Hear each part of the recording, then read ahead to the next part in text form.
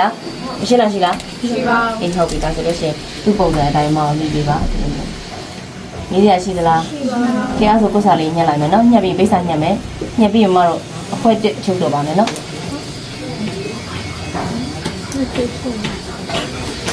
ပိတ်စာညှက်ပြီးရတယ်အခွက်တစ်တက်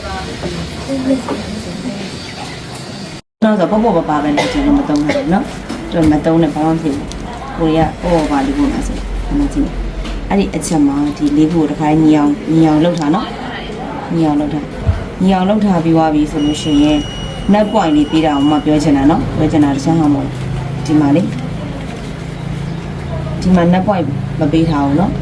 မပေးထားဘူးမပေးခဲ့တော့သူလည်းမပေးဘူးပေါ့လေနော်ဒီမှာကြည့် net point ပေးတဲ့အခါဘယ်လိုပေးရမလဲဆိုဒီလိုပေးရအောင်ဒီမှာလေသူနဲ့ဒီလိုပေးရမယ် net point နော်ရမလားအဲ့လေးမဒီပေါ်လာတင်လိုက်မယ် net point ပြီးတော့သူအဲ့လိုပေးလေးလွှာညီပါစေနော်လေးချမ်းညီပါစေနော်ညီကြမယ်နော်အရှင်းလားရှိလားရှိပါဘူးဒီဟုတ်အဲ့လေးမခုနကတော့မမတို့စုံဝင်နဲ့စုံဝါနဲ့ဖြစ်သွားတဲ့အချက်လေးပေါ့လေနော်အဲ့နေရာလေးမခါတော့ point ပေးလိုက်မယ်ရမလားဒီ point เนี่ยအရင်ရေးကြည့်တယ်ဘာလို့မပေးနေရလဲဆိုတော့လိုအပ်လို့ပေးနေရနော်မလိုအပ်တဲ့တခုမှမရှိဘူးလိုအပ်လို့ပေးနေရဒီ point เนี่ยအရင်အကြီးကြီးတဲ့ point မျိုးတွေကအင်ကြီးချိုးပါမယ်ဒီ point အရေးကြီးတယ်လို့ဒီ point အရေးကြီးတယ်နော်ဒီ point အားလုံးဒီ point เนี่ยအားလုံးအရေးကြီးတယ်ပေါ့ဒီ point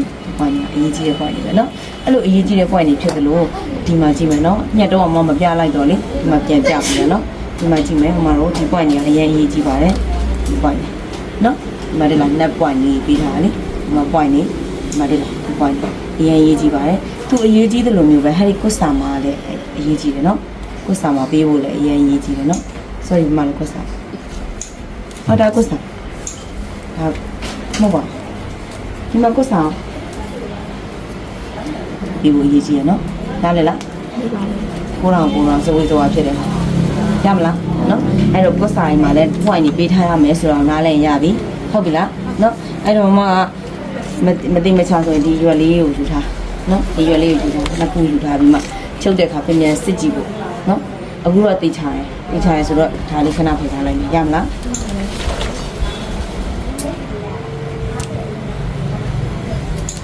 တောက်လေးအရင်စပြမယ်နော်။နောက်ချမ်းတောက်လေးလည်းအရင်ချုပ်ပေးလိုက်မယ်။ချုပ်တဲ့ point ကအများကြီးမရှိဘူး။မမတို့ကအဲ့4-5 point ပဲရှိတာ။တစ်ထည်လုံးပါလေ။အဲ့4-5 point ကိုမမတို့က point မှန်အောင်ချုပ်နိုင်ရတယ်။နော်။ point မှန်အောင်ဆိုတာလေတကယ်ကြီးစိုက်ကလေမှန်အောင်ချုပ်ဖို့ပါလေ။နော်။အဲ့ဒါမှန်အောင်ချုပ်နိုင်ရပြီ။နားလေလား။အဲ့တော့မနောက်ချမ်းနေအောင်ပြင်ခဏလေးနော်။အချီလေးလိုက်အောင်။အဲ့ဒါဒီဖြစ်တုံကြည့်နေ။အနေကြီးဒီလက်သေးနဲ့အသုံးတုပ်ကျွေးနေတော့ထပ်ပြေးသွားမှတင်တယ်။လိုက်ဆိုမှတုပ်ကျွေးနော်။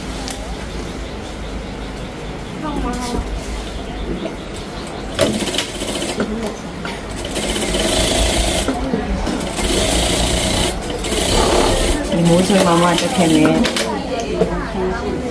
နော်ဒါလေးရှင်မတောက်လေးတွဲထားမယ်နော်။ဒါလုံနေကြအပွိုင်နော်။ဘယ်သူပို့လိုက်တာလဲ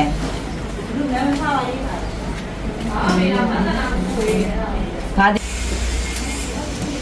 ရှင်းရပါတော့ဒီချဲတဲ့ဒီရိုက်တဲ့ဒီချဲလေးအတွက်ပါတဲ့အားတင်းထားပါတဲ့ရမ်းချစ်တယ်တဲ့ဒီချဲညာလွှားစားတော့ဒီညာထဲမှာတေးရတယ်ဒီလည်းမတေးသေးဘူးဒီလည်းမတေးသေးဘူးနန်ဟိုအားလည်းမယ်နော်ဒီလိုလေတော့အပေါ်မှာတက်ပြီးမှဝိုင်းလုံးမယ်ရောက်တလဲလို့တော့မြင်မြင်စားတာပေါ့ဒါကြအဆောင်လဲမီးထုတ်ပြီးသားဖြစ်နေမီးမွေးမှာဟိုဘွဲကတော့ပြန်သွားပြီဈေးပဲသွားဝယ်စကားအိမ်မဲပြန်ကြမသိဘူးစက်ရင်ပြီးထွက်သွားကြပြီဈေးပဲသွားဝယ်ရလားအိမ်မဲပြန်သွားလားကျွန်မလည်းမပြောတတ်ဘူး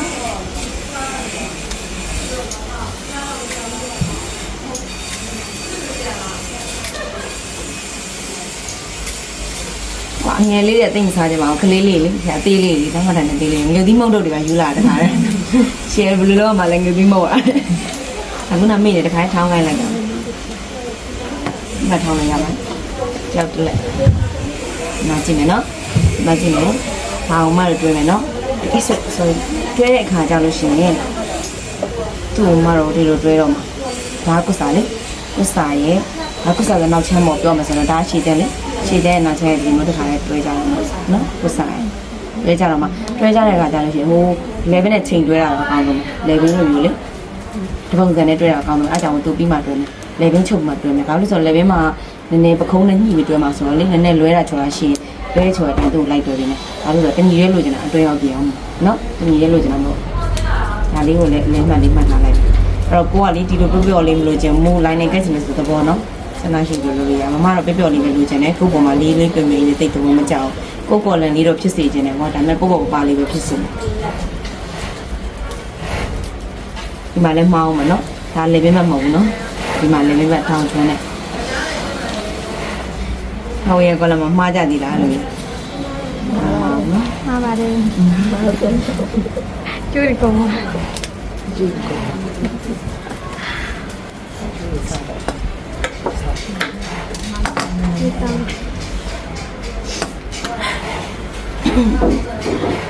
လောင်းပြလေးချမ်းပါ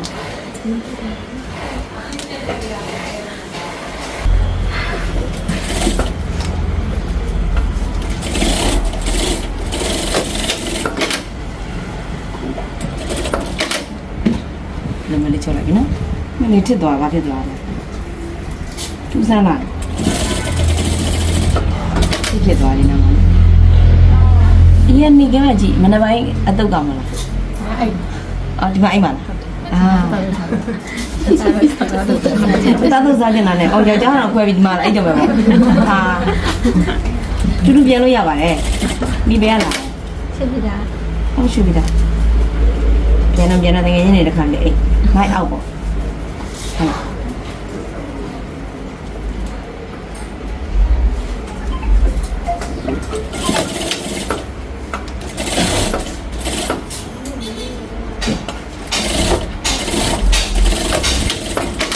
ဒီမလေးရပါနော်အဲ့တော့ဒီရဲ့ level အသွားလောက်ကြည့်မှာဒီဟာလာတွဲစီတယ်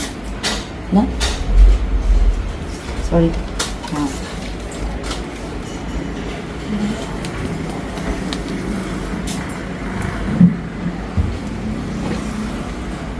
ဒီလိုမျိုးလာတာမလားနော်ဒီလိုလာထားရလေအဲ့လိုလာထားတဲ့အတိုင်းပဲတွဲပြီနော်အဲ့လိုမျိုးမဟုတ်ဘဲနဲ့တခါတည်းညှိချင်တယ်ဆိုလို့ရှိရင်လည်းရတခါတည်းပေါ့နော်စစ်ချင်တယ်ဆိုလည်းရသူဘယ်လောက်ထိချုပ်သွားမလဲဆိုတော့တီးချင်လို့လေနော်ဒါမှဟိုဘက်နဲ့ဒီဘက်ညီမှာမဟုတ်လို့လေရမလားနော်ဒီခါလေးစစ်လိုက်လို့မရဘူးလားကြာလေမဟုတ်လို့ရှိရင်မှန်းချုံနေအောင်မဒီခါလေးစစ်လိုက်တော့ point လွဲစရာအကြောင်းရှိလားရှိပါမရှိတော့နော် point လွဲစရာအကြောင်းမရှိတော့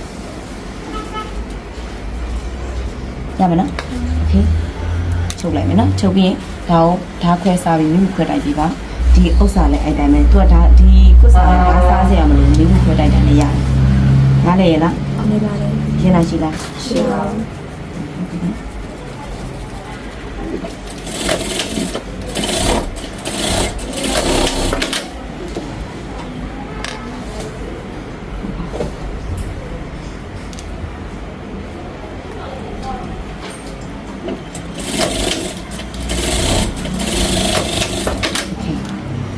ဒါနှစ်ခုဒါကဓာတ်စားစရာမလိုပဲနဲ့မိမိခွဲတိုက်မယ်ဒါကတော့ဓာတ်ခွဲစားပြီးမှမိမိတိုက်ပြီးမယ်သူကမညီဘူးလေဒီမှာတက်လာအနာဆက်လေးမညီတဲ့ဟာမိမိတိုက်ရင်တော့မတော့ဘာလုပ်ပြီးလဲညီပြလာတယ်ရတယ်မညီကိုစားဆိုတော့လေရမလားမနေ့ကအင်ကြီးနဲ့စင်တယ်နော်ကိုစားကိုသူကတီးတန့်ချုပ်ဒီဥစ္စာလည်းအဲ့တိုင်းပဲကိုစားကိုသူကတီးတန့်ချုပ်တာမနေ့ကအင်ကြီးကတော့လေထောင်ရဲ့ရတာတွေပျောက်ကုန်မှာဆိုလို့ကိုစားကိုတီးတန့်ချုပ်တာဒီနေ့ကတော့တီးတန့်ချုပ်အောင်မလို့ချုပ်တာနော်ရမလားโอเคအဲ့ဒါခဏဆောင်ဆွဲတဲ့အပါနည်းနည်းယုံတဲ့အသားဆိုနည်းနည်းသူ့ကိုပြန်စစ်မယ်နော်ပြန်စစ်မယ်ဆိုတော့ဒီမှာလေဒီချုပ်ချောင်းညီရမယ်ဒီလေဘင်းလေးညီရမယ်နော်ညီတာတော့ဘာမှမဖြစ်ဘူးနည်းနည်းလေးပပလေးဆိုရင်တော့ထိန်းချုပ်လို့ရပါဘောနော်နည်းနည်းပပမဟုတ်တော့ဘူးများလာပြီဆိုတော့မမတော့ညီအောင်လို့ဖန်တီးပေးရတော့မှာမဟုတ်လို့လေနော်ညီအောင်လို့ညှိညက်တာပဲဖြစ်လုပ်ပေးရတော့မှာတစ်ခါညီဖို့လိုတာဆိုတော့လေရမလားညီတာညီအောင်လုပ်ထားရင်တော့မမင်းချုပ်ရင်ညီတဲ့အပိုင်းတွေထွက်လာအောင်ပါဆိုတော့လေဟုတ်လားညီတယ်နော်ညီတယ်ဆိုတော့ဒါမှကော်လန်တက်တော့ဘူးနော်ဒီတစ်ချမ်းမှာဒီတရွက်ဝင်တက်နော်ဒီတရွက်ဝင်တက်မယ်ဒီတစ်ချမ်းမှာဒီတရွက်ဝင်တက်မယ်နှစ်ရွက်ရှိတာဟုတ်ပြီလားနော်ဒါဆိုမတို့ရဲ့အပိုင်းစားတွေအားလုံးပြီးသွားပြီဟုတ်လားပြီးသွားပြီဆိုအဲ့ဒီပိုင်းစားနှစ်ခုကိုနည်းနည်းချင်းပြန်ဆိုင်ဖို့ပဲဒါဆိုဒီဟာကိုအရင်ဝင်တက်မယ်နော်ဒီဝင်တက်မယ်ဆိုဒီမှာကြည့်သူ့ကိုလည်းပဲ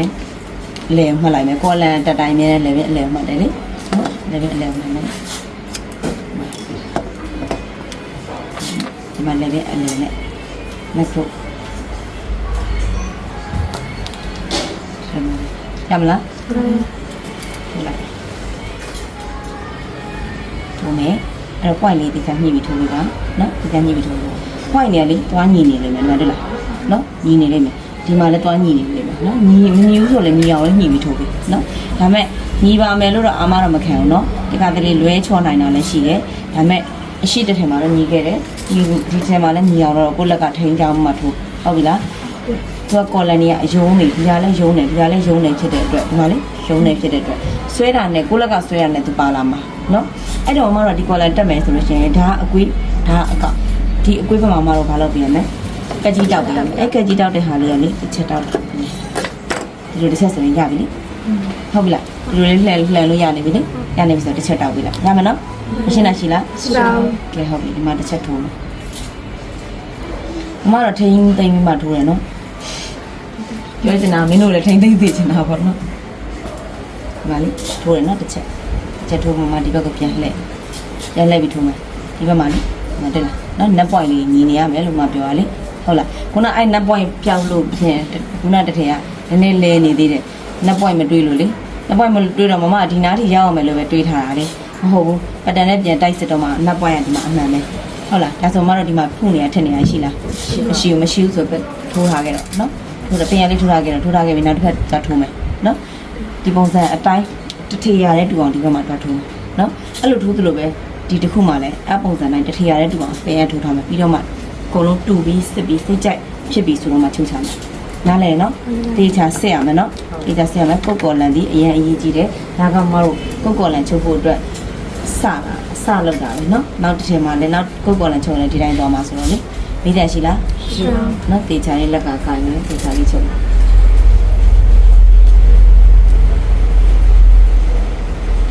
ဒီမှာကြည့်တောက်နော်ပွိုင်းရကင်လိုက်တာနဲ့ညီနေရမှာနော်ဒီနှစ်ပွိုင်းညမှာတော့အလကားပေးထားခဲ့ရမှာဘူးလိုအဲ့လိုမှပေးထားခဲ့ရလေနော်အဲ့လိုပေးထားခဲ့ရဆိုသူ့နဲ့ကင်လိုက်တာနဲ့ပွိုင်းနေညီနေရမှာဒီမှာလေဒါတီးလိုက်ဆိုညီနေရမှာနော်အတီးလိုက်ဆိုဒီလိုညီနေရမှာညီနေရတယ်မတော့တေချာကင်တွေ့ပြီးမှညီနေရတော့မတို့လုံရင်းနဲ့တေချာကင်တွေ့မတက်လို့လွဲသွားတာတွေလည်းဖြစ်ကောင်းဖြစ်နိုင်သေးရနော်ရမလားအေးကိုကတန် view sign မှာသူကရမှာနော်ဒါအရင်ကြီးဆိုင်ရတယ်မတို့ဒီတစ်ခါလေကြောက်လို့ရှင်လဲသုံးတဲ့ချုပ်လို့ရှင်နှစ်ထဲလှတစ်ထဲမလှတာတွေအများကြီးဖြစ်နိုင်တယ်ဖြစ်လို့ရှင်လဲဘာဖြစ်လဲဆိုတော့ခွင့်လွတ်ပေးရအောင်လေကိုဆိုလည်းခွင့်လွတ်လိုက်တာပေါ့နော်တဲ့လောင်းမလှတာဆိုတော့ရမလားဒီလိုလေးရပါနော်ဒီလိုရပါကော်လက်ချုံလေးမျိုးစုံရှိပေမဲ့ဒီချုံလေးဒီအမှန်ပဲနော်အဲ့တော့အများကြီးကြီးလို့ရတယ်ဒါပေမဲ့သူများချုံလေးမှားတယ်လို့ပြောတာမဟုတ်ဘူးချုံလေးကနိုင်ငံတကာသုံးတယ်တူးလေးရဆိုလို့ရှိရင်အပုံစံနဲ့ပဲသွားတာနော် printer ပြင် dress ရမလားကဲဟုတ်ပြီဒါဆိုရင်မအတွင်းဘက်ကိုလည်းဒီလိုထိုးရမယ်နော်ထိုးပြီးမှချုပ်မယ်လေးစိတ်ချုပ်ချမယ်နော်ရမလားဘာလို့တစ်ခါလေးမချုပ်သေးလဲဆိုတော့ဒီအောင်မေ့သွားမှာဆိုတော့ဒါချက်ထိုးရနှစ်ခုမညီဘူးဆိုလည်းညှိအောင်ဟုတ်ပြီလားရပြီနော်ဒီလိုပဲဒီမှာလေး point တွေအားလုံးညီရတွေ့လားနော် point တွေအားလုံးညီဒါဆိုလို့ရှိရင်မတို့ချုပ်ချတော့မယ်လေနော်ချုပ်ချတော့မယ်ဒီအစုံလုံးဒီ point ပေးထားတဲ့နေရာနဲ့ဆက်ချုပ်နော်အဲ့ဒါမှနောက်ရွက်ဒီအတိုင်းလည်းအဲ့လိုပဲချုပ်မှာဆိုရင်နောက်ရွက်ဒီဘက်အဆုံးသက်လည်းအမှပဲအဆုံးသက်မှာနော်ရမလားနားလေလားအဲ့ချုပ်တဲ့ခါမှာမတို့တတိထားမှာကဒီနေရာလေးပဲဒီနေရာလေးမှာတောင်ကျိုးလေးလှည့်တာရှိရနော်ဒီနေရာလေးအဲ့နေရာလေးမှာမြင်ရလားဘယ်နေရာလားအဆိုင်ကအဲ့နေရာလေးအဆိုင်ပြီးမှဒီမှာလေးအင်းကြီးစားဆွဲလှည့်လိုက်အောက်ကအင်းကြီးစားမရဘူးလား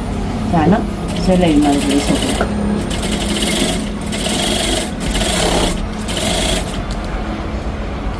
ဒီတောင်ကျိုးလေးမှာတော့အဲ့လေးကိုစိုက်ထားကြတယ်။ဟုတ်အစိုက်ချင်မှာဆိုအစိုက်လို့ရအစိုက်ပြီးလားအစိုက်ပြီးသူဆွဲပြီးမှလှည့်ပြီးလားဒီမှာလေဒီမှာနှစ်ပွိုင်းတက်လာနော်အဲ့နေရာဒီရအောင်ချုပ်ပြရမယ်။ဟိုဘက်ကအဲ့နေရာဒီရအောင်ချုပ်ခဲလို့ဒီဘက်မှာအဲ့နေရာဒီရအောင်ချုပ်ရမယ်နော်။ကျင်းစီအဲ့လိုညီရမယ်နော်။နည်းနည်းလှုပ်ချင်လို့လုပ်မရအောင်နော်။ရမလား။ရေးရရှိလား။ရှိပါဘူး။အဲ့တော့မှတော့ဒီမှာလေဒီမှာအကွေး point ရှိတယ်ဒီအကွေး point ကိုအကွေး point မှာထစ်နေရတွေဖုနေရဖောင်းနေရရှိတာဗလားညလားပြန်စစ်မယ်နော်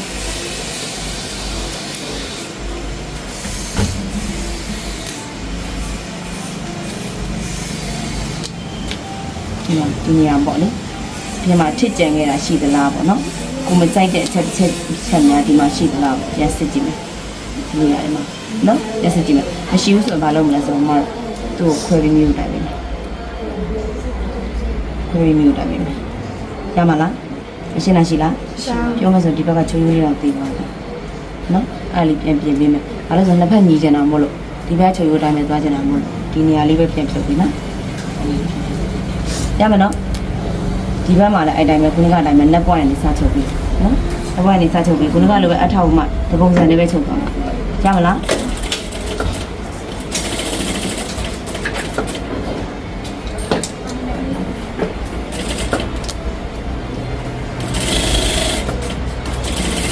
ကိုလည်းပြန်ပြီးတော့စစ်ကြည့်မယ်စစ်ကြည့်ပြီးတော့အချိန်လေးကောင်းတဲ့တခါလေးမျိုးခွက်တိုက်လိုက်တယ်နော်ဟုတ်ကဲ့โ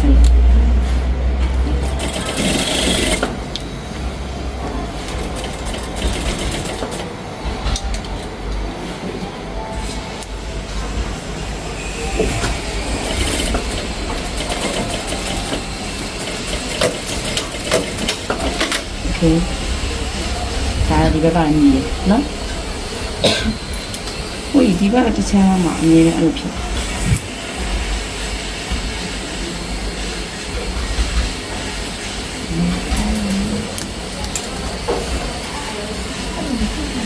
အသားနဲ့အိုက်အဲ့မှာကြည့်မတို့ဘာနဲ့တူလဲဆိုတော့လက်ဆယ်5လာပါလားမသိဘူးခထောင်လေးနော်ခထောင်မှာမတို့ရင်ဘတ်ကုတ်ခဲ့တယ်လေအဲ့ကိုနဲ့သွားတူတယ်တွင်းတဲ့အပြင်နဲ့မတို့ဒီလိုလာပူတော့မှာလေလာပူတော့နော်တွင်းနဲ့ပြင်နဲ့ဒီလိုလာပူတော့မှာပူတော့မှာဆိုတော့ပြောချင်တာကတော့ဒီလိုလုံမှာလို့ပြောချင်တာနော်လို့ကွန်မှာလို့ပြောချင်တာအဲ့လိုပြအောင်လို့မတို့ဒီလိုပူမှရမှာလေဒီလိုပူဖို့အတွက်ကိုမတို့ကလည်း point ကိုတခါတည်းအညီချုပ်ခဲ့ရတယ်အညီဆိုပြန်ပြင်ရမှာဒီနေရာတွေမှာဖောင်းနေလို့မရဘူးမတို့ချုပ်တာလည်းဖောင်းနိုင်တယ်နော်ဖောင်းရင်ဘာလို့မလဲပြန်ပြင်ပေးရမယ်နော်ဒီနေရာတွေမှာဖောင်းနေလို့မရဘူးရမလားနော်ဖောင်းတဲ့ point တွေရှင်ပြန်ပြင်ပေးရမယ်နေဖောင်းတောင်းဖြစ်တယ်လို့ကိုထင်နေဆိုပြင်ပေးရမယ်ဒီအလွာထက်ဒီအလွာပိုရေးကြီးဒီအလွာဒီပါလဲဆိုအပေါ်ကနော်လှန်ချရင်သူ့ပဲမြင်ရမယ်ပဲဒီမှာဖောင်းနေအဆင်ပြေပါမယ်အဆင်ပြေဘူးလေရမလားရမယ်နော်အဲ့ဒါကြောင့်မို့မတော်ကဘူးဆိုင်ပြရမယ်ဘူးဆိုင်ပြရမယ်ဆိုတော့ကဲဟုတ်ပြီဒီမဲ့တူနေဒီလိုတွဲတော့ပါလေဒီလိုမျိုးတွဲတော့မှဒီရတဲ့ညီနေဖို့လိုတယ်စောရညှိထားပေးတာဟုတ်လားစောရညှိထားပေးတာမညီရတော့မင်းတို့လက်ပေါ်မှာမူတည်တာပေါ့လေနော်မမလည်းမမတော့မနေကြိုးစားနေရညီအောင်လို့ဟုတ်လားမင်းတို့လည်းမမတက်ဖို့ကြိုးစားရမှာပေါ့ဟုတ်လားဒီမှာလေဒီကားလေးဒီမှာထိုးမယ်ပင်ရထိုးခဲ့မယ်ဒီနားလေးနော်ပင်ရထိုးပြီးမှဒီတစ်ချမ်းလုံးကိုပင်ရပြန်ထိုးမယ်ဒီရှိကြတစ်ချမ်းလုံး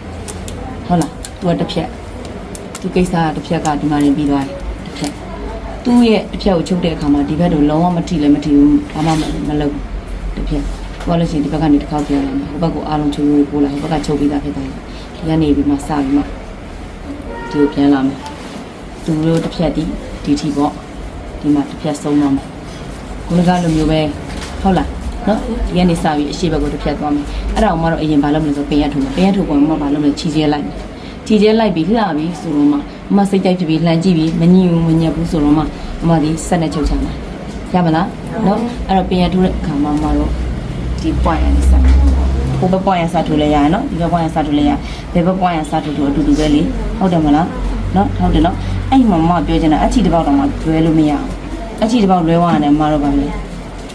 လာတော့ညီရောနော်ညီရောဟုတ်ပြီလား